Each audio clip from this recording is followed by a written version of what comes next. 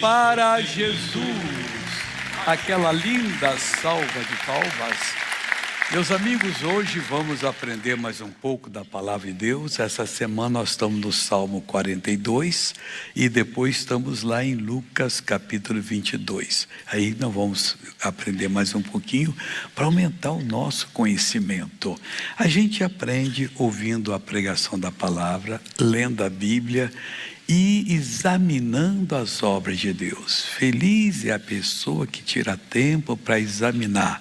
Ela viu uma pessoa ser curada, mas como é que aconteceu? Eu que estava sentindo o que naquela reunião?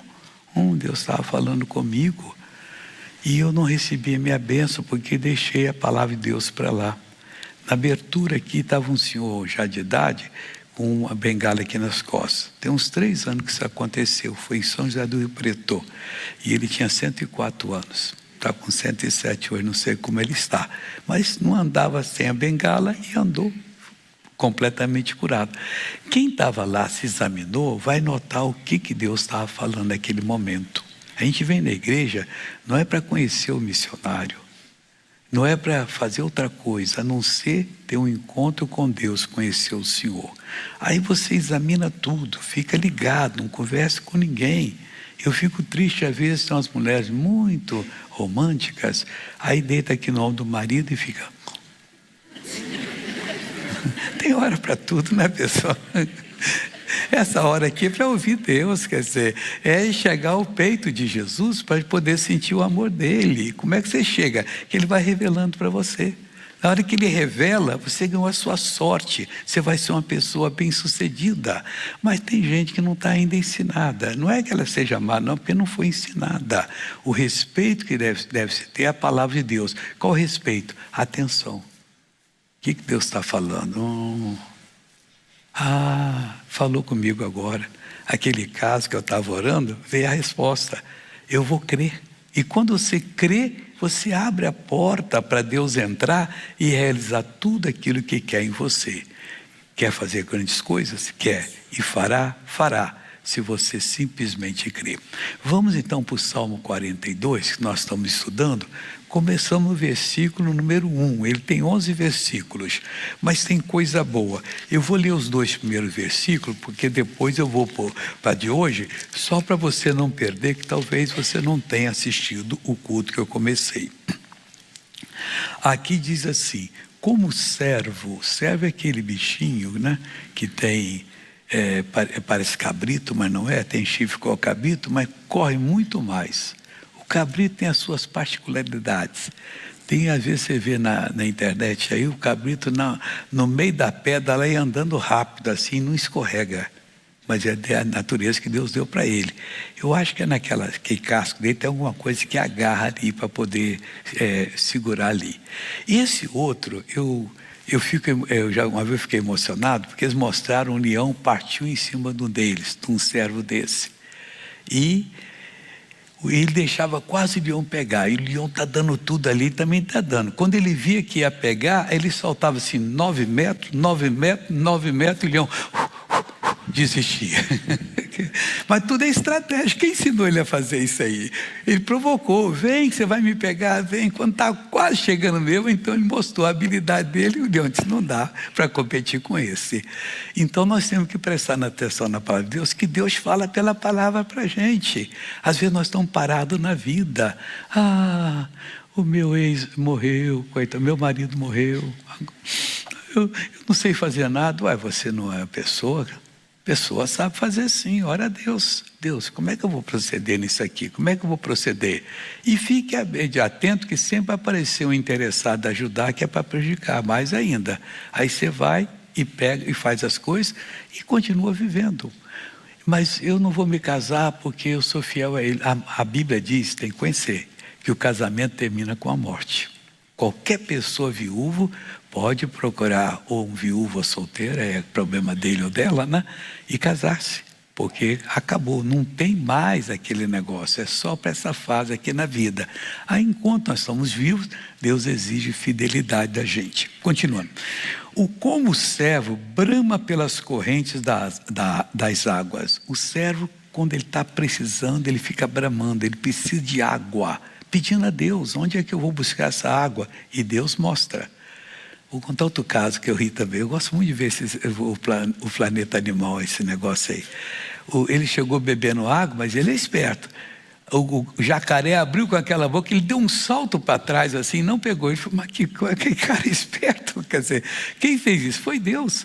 Nós temos a habilidade também de dar um salto para trás, até se nós já estivermos bem adiantados no negócio. Mas sentimos que aquilo não é de Deus, dá o salto para trás aí que o jacaré não vai lhe pegar. Não deixe pegar, fica sempre atento na vida. Sentiu alguma coisa errada, esfria aquele lado ali e diz, não, essa amizade não tá boa não. Eu vou gelar essa amizade. Aí você faz um bem tremendo. Continuando. A gente, pastor, às vezes fala para alguém assim diretamente, sem saber do problema da pessoa. É Deus que usa. Como o servo brama pelas correntes das águas, assim suspira a minha alma por ti, ó Deus. Deus quer que você aprenda isso. A sua alma tem que suspirar por Deus, ter desejo de encontrá-lo. Não vir na igreja só porque a igreja é um lugar bonito, tem gente boa aqui, a música é gostosa, o pregador fala bem. Não, mais do que isso, eu vou, Deus, para te encontrar, eu preciso. Porque entenda bem, se alguém conheceu o nosso Criador, que Ele criou todos nós, Ele não tem nada, não tem uma pessoa aqui que Ele não tenha colocado na plancheta dele. Tudo tem propósito. Salomão já dizia isso. Há propósito para tudo que acontece debaixo do sol. A gente é que não entende. Então ele tem um propósito na sua vida. E você precisa encontrá-lo para ele revelar para você. E esse encontro é tão lindo que é um encontro interior. Ninguém está vendo. É você que está sendo iluminado. Às vezes nós estamos pregando e vemos uma pessoa chorando, mas porque Deus está falando ao coração dela. Não que ela está sentindo mal. E pode também um cara estar sentindo mal. E os obreiros são muito ativos. Eles logo olham, vão lá e perguntam à pessoa, algum problema? Não, tudo bem, se está, encaminha a pessoa para o lugar certo. Aí que era, para o doutor, não está doente, tem que ir no doutor. Está escrito aqui, ó, assim suspira minha alma por ti, ó Deus. Aí ele fala, a minha alma tem sede de Deus. A maioria nem sabe quem é Deus, não quer nem saber. Mas ele existe? Claro que existe. A própria natureza mostra que Deus existe. Coisa simples, e a gente vai aprendendo de Deus. Do Deus vivo, mas não é do Deus morto, daquela imagem que as pessoas põem lá. O Jesus dela parece um Jesus até feminino, com aquele olhar assim parado. Não, Jesus era um homem ativo. E fazem um Jesus ocidental, né? Italiano principalmente. Quando Jesus nasceu no Oriente Médio, o pessoal lá tem a pele morena, é diferente. Então, é diferente, as coisas são diferentes que as pessoas mostram. A minha alma tem sede de Deus, do Deus vivo. Aí ele pergunta, quando entrarei e me apresentarei ante a face de Deus? No versículo que eu terminei agora, ele já estava começando a fazer uma oração. E ele diz o seguinte, no versículo 8 eu terminei.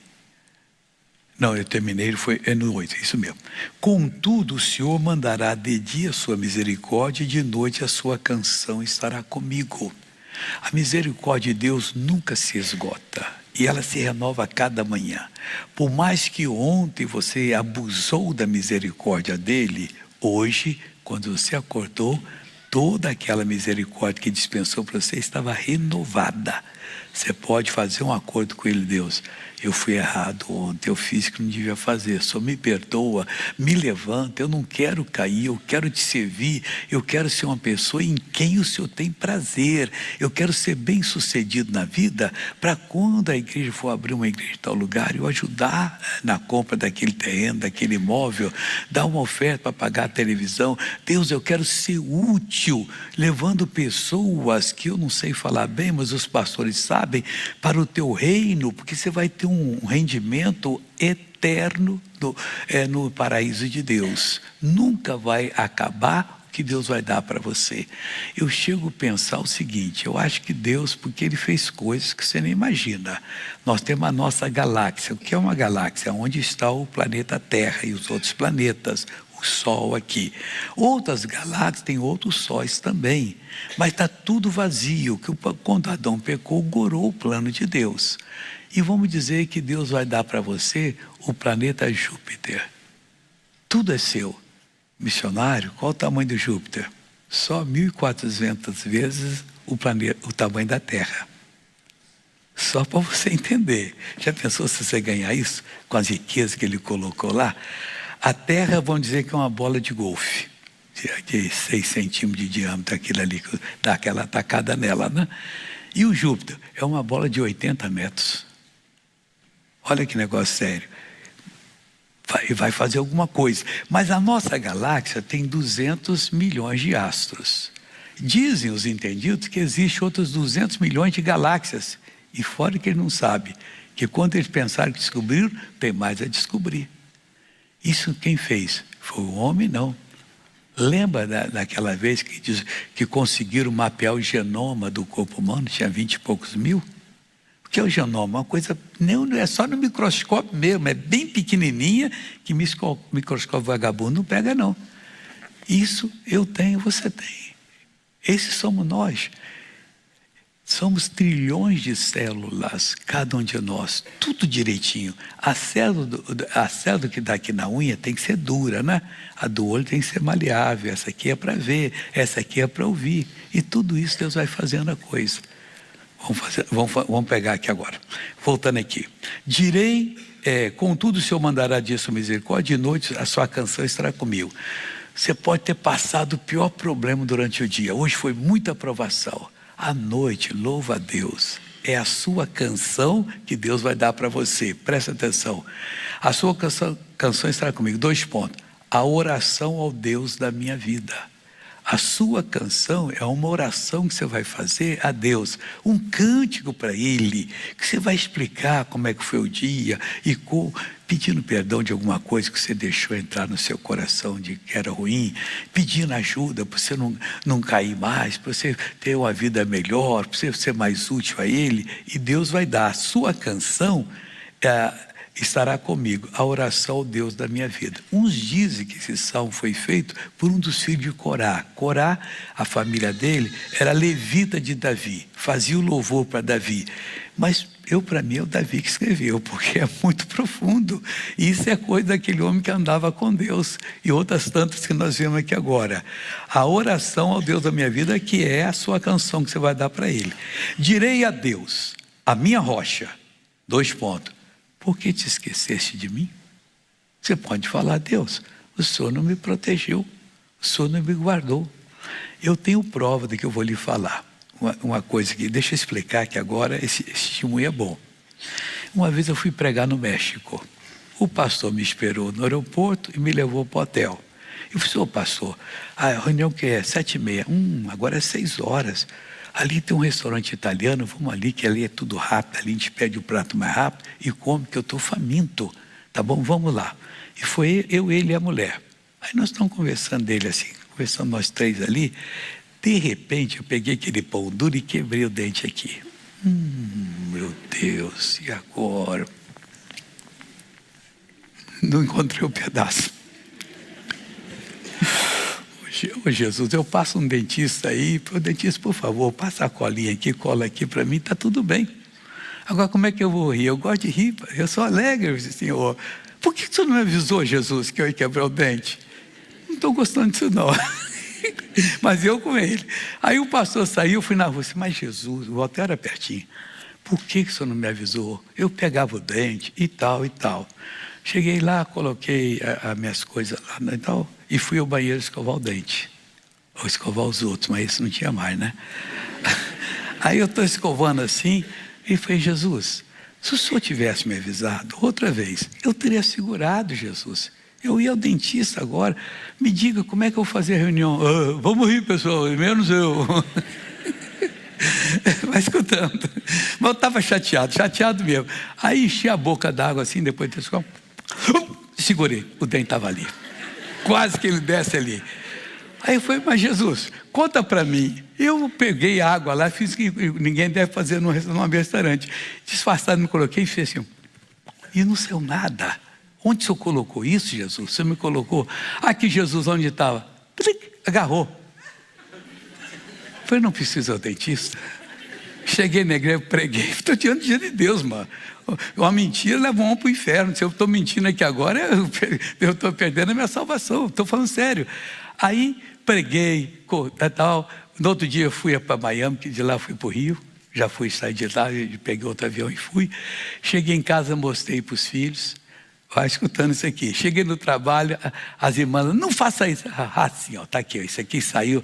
Ele ficou uma preguinha. Aí tá, uma semana, aí depois que a preguinha quebrou, né? Aí eu falei, liga por favor para o dentista que eu vou lá agora para ele poder colar. Chegou lá, colou e tudo bem.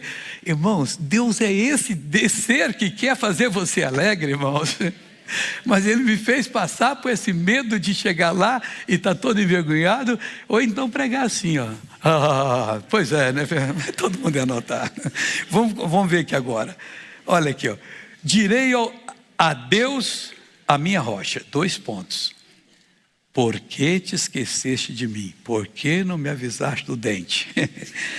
Porque anda angustiado por causa da opressão do inimigo. Você está angustiado, é o inimigo que está oprimindo você. Não é o seu marido que brigou com você, disse que vai te deixar, ou a sua mulher que vai te deixar. O inimigo está por trás disso tudo. Você machucou porque você não estava bem espiritualmente, o inimigo fez a coisa na sua vida. Aí continua dizendo aqui, ó. Por que anda angustiado por causa da opressão do inimigo? Por que, Senhor? Você não tem que andar angustiado. A Bíblia diz, alegrai-vos sempre no Senhor. Você não tem motivo para alegrar? Alegre-se em Deus. Deus, me ensina a me alegrar em Ti. Vai para a Bíblia, pega. De repente vem uma passagem, igual o dente aqui, ó. Aí você começa a rir. Eu mudei de humor na hora. Você vai mudar de humor na hora. Tira essa angústia que está matando você, que está acabando com o seu casamento. Marido e mulher tem que ser 2 pombinhos, sempre. É assim que Deus nos fez e isso faz bem para nós e nós precisamos dessa coisa. Os solteiros têm que esperar, nada adiantar, mas quando casarem, casem sabendo que ela sabendo que ele é para ela e ele sabendo que ela é para ele. Se não souber, para, até na porta da igreja, não vou. Eu não sinto que está bem, depois que casar não tem jeito, né? Aí diz mais assim, ó. Agora o versículo 10. Esse aqui já é novo, esse que eu falei agora aqui, que eu não tinha falado. Como ferida mortal em meus ossos, me afrontam os meus adversários.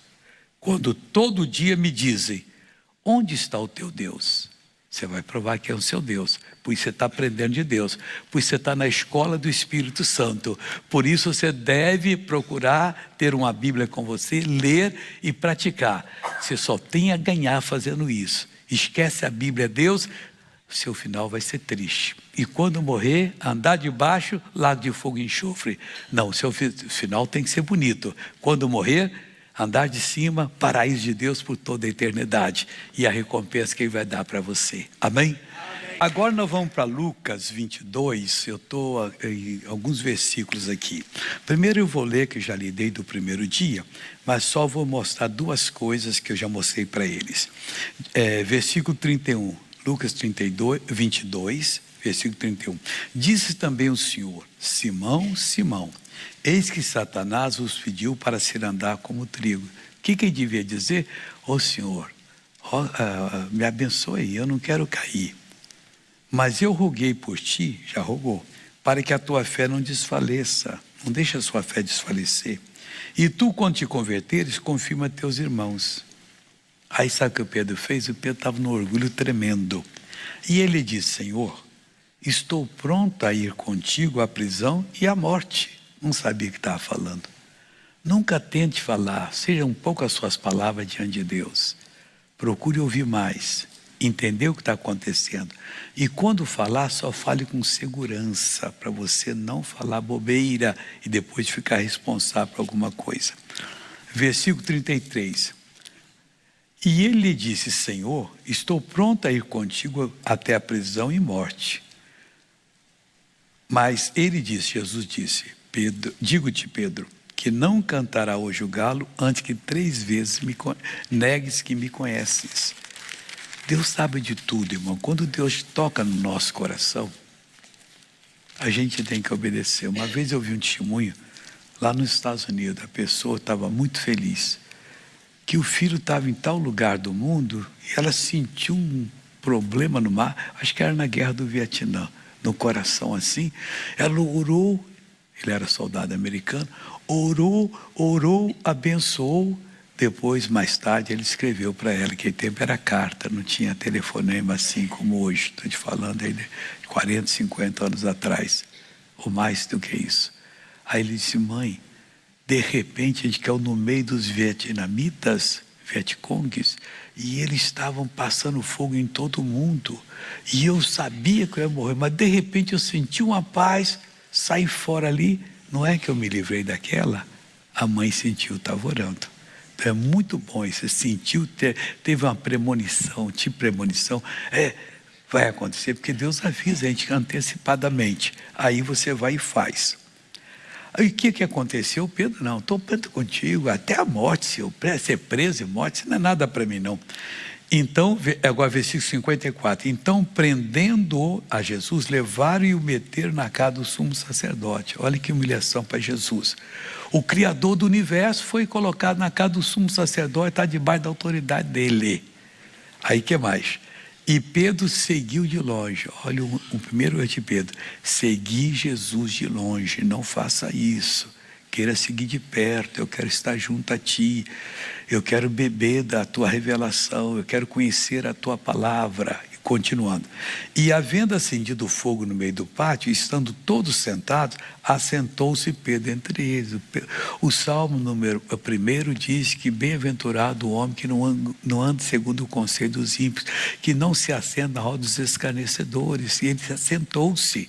Se você se assenta no meio dos escarnecedores, começa a ir para a festinha deles, daqui um pouco você está desviado.